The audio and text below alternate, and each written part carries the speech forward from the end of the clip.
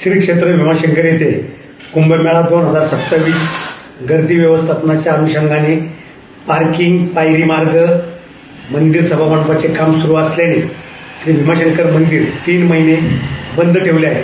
सदर कामे नियोजनानुसार सुरू आहे.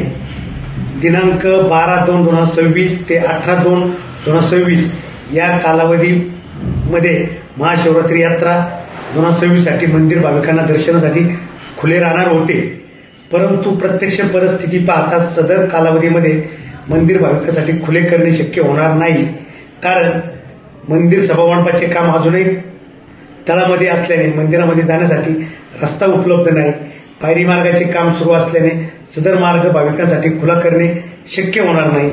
मंदिर परिसरामध्ये संरक्षण भिंत व धुळीचे काम सुरू असल्याने संपूर्ण राडारोडा पडलेला असल्याने अपघात होण्याची शक्यता नाकारता येत नाही. पार्किंग ठिकाणी काम सुरू असल्यामुळे भाविकांना वाहने लावण्यासाठी जागा उपलब्ध नाही. परिणामी मोठ्या वाहतूक कोंडीमुळे भाविकांना गैरसोय होऊ शकते.